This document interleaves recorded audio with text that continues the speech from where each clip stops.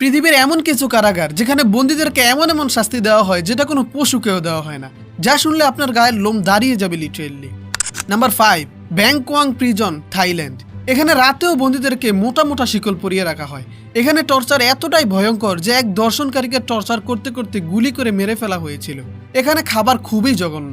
শুধুমাত্র খাবার নিতে যেয়েই অনেক কয়েদি গুরুতর অসুস্থ হয়ে পড়ে, অনেক কয়েদি মারাও যায়। নাম্বার 4, গিতারামা সেন্ট্রাল প্রিজন, বোয়ান্ডায় অবস্থিত এই কারাগারে 400 জনের জায়গায় 7000 জন কয়েদিকে রাখা হয়। ভাবা যায় কি পরিমাণে অস্বস্তিকর।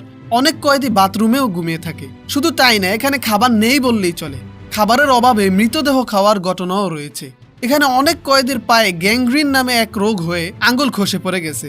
এর কারণে 1995 সালে 1000 জনেরও বেশি কয়েদি মারা যায়, যার পচা গন্ধ 1 মাইল দূর থেকেও পাওয়া যায়। পৃথিবীতে এরকম কারাগারও রয়েছে, ভাবতেই অবাক লাগে। Number 3, ADX Florence, USA। আমেরিকায় অবস্থিত এই জেলে আপনাকে থাকতে দিলে আপনি পাগল হয়ে যাবেন। এখানে সারা বছর সেলের মধ্যে কাটিয়ে দিতে হয়। বছরে শুধুমাত্র 90 মিনিট অর্থাৎ 1.5 ঘন্টার জন্য সেল থেকে বের করা হয়, আবার সেলে ঢুকিয়ে দেওয়া হয় 1 বছরের জন্য। এখানে শারীরিক টর্চারের চেয়ে মানসিক টর্চার অনেক বেশি। এমনকি এখানে মানসিক এই চরম টর্চার সহ্য করতে না পেরে অনেক কয়েদি পাগল হয়ে গেছে লিটারেলি। Number 2, তাদমুর prison, Syria. 1980 সালে সিরিয়ায় রিফাত আল আসাদ শাসন করত। এই তাদমুর প্রিজন ছিল তার আয়নাঘর। তার বাহিনী হেলিকপ্টার দিয়ে এখানে এসে কয়েদিকে অমানবিক নির্যাতন করত। এমনকি তার বাহিনী একবার 1100 জনের মতো কয়েদিকে এক সেলে আটকে রেখে গ্রেনেড মেরে তাদেরকে হত্যা করে। যারা বেঁচে ছিল তাদেরকেও মেশিন গান দিয়ে ঝাঁঝরা করে ফেলা হয়। প্রতিদিন তাদের উপর চলতো অমানবিক নির্যাতন। কয়েদিরা চোখ তুলে তাকালে চোখ ফুটিয়ে দেওয়া হতো, এমনকি চোখ তুলে নেওয়া হতো। কয়েদিদের হাত পা ছিঁড়ে ফেলা হতো। ভয়ে কয়েদিরা কথাও বলতে পারতো না। কিন্তু মজার ব্যাপার হলো 2015 সালে IS এই জেলটি ভেঙে ফেলে। Number 1, black dolphin prison, Russia. রাশিয়ার এই জেলে কয়েদিদেরকে এমন চিকন একটি খাঁচায় রাখা হয় যেখানে তারা বসতেও পারে না, এমনকি হেলান দেওয়াও নিষেধ।